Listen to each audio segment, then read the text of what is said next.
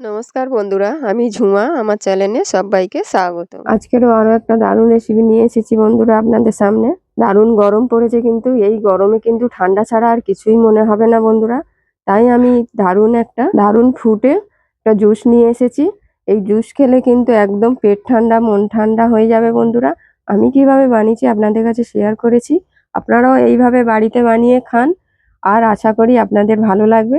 আর ভালো লাগলে একটা লাইক শেয়ার কমেন্ট করতে ভুলবেন না বন্ধুরা। আজকের আমি দারুণ গরম পড়েছে, তার জন্য গরমে দারুণ একটা শরবত বানাবো। তার জন্য আমি দুটো কলা নিয়েছি, পেঁপে নিয়েছি, চিনি নিয়েছি এখানে পরিমাণ মতন, আর এখানে ড্রাই ফ্রুট নিয়েছি কিছুটা, আর এখানে ঠান্ডা দুধ মানে ফুটিয়ে রেখে আমি ফ্রিজে রেখেছিলাম ঠান্ডা করে। এখন দুধটা ঠান্ডা হয়ে গেছে, এই ঠান্ডা দুধ দিয়েই আমি বানাবো। পেঁপেটা আমি কেটে নেবো। পেঁপেটা আমার এতটা লাগবে না, যতটা লাগবে আমি ততটাই কেটে নিচ্ছি। আপনারা আপনাদের পরিমাণ মতন নেবেন।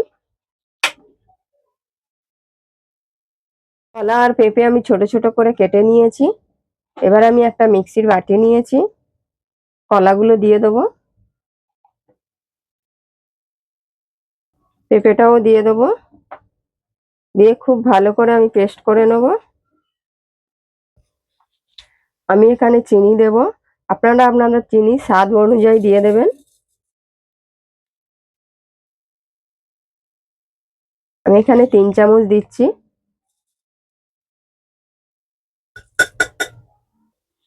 হাফ চামচ আমি গোলমরিচ, আমি এখানে হাফ চামচের মতন আগে দিয়ে দিয়েছি, আরো কিছুটা দিলাম। বিট লবণ দিয়ে দিলাম, তাহলে স্বাদটা খুব সুন্দর আসবে। বিট লবণ দেওয়ার পরে আমি ঠান্ডা দুধটা দিয়ে দেবো। দুধটা আমি এখন অল্প দেব, অল্প দিয়ে খুব ভালো করে আমি এটা পেস্ট করে নিচ্ছি। খুব ভালো করে আমি পেস্ট করে নিয়েছি, দেখুন খুব সুন্দর হয়েছে। এবার আমি দুধ দিয়ে দেবো যতটা দরকার।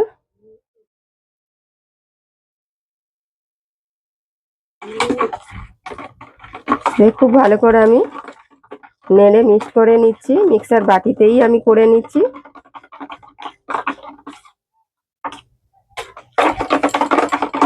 খুব ভালো করে আমি মিক্সড করে নিয়েছি, দেখুন ঘনটা কতটা আছে, খুব সুন্দর লাগছে। কিন্তু আপনারা চাইলে এখানে বরফও দিতে পারেন, কিন্তু আমি একদম দুধটা ঠান্ডা দিয়েছি বলে সেই জন্য এখানে বরফ দিলাম না। এবার একদম তৈরি, পরিবেশন করতে পারে। আমি গ্লাসে ঢেলে দিলাম।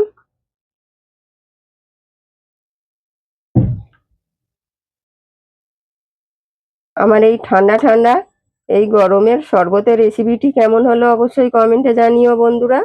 আর আপনারাও এইরকম ভাবে বানিয়ে খেয়ে দেখুন, আশা করি ভালো লাগবে। আমি এখানে কিছু ড্রাই ফ্রুট দিয়ে দেবো উপর দিয়ে।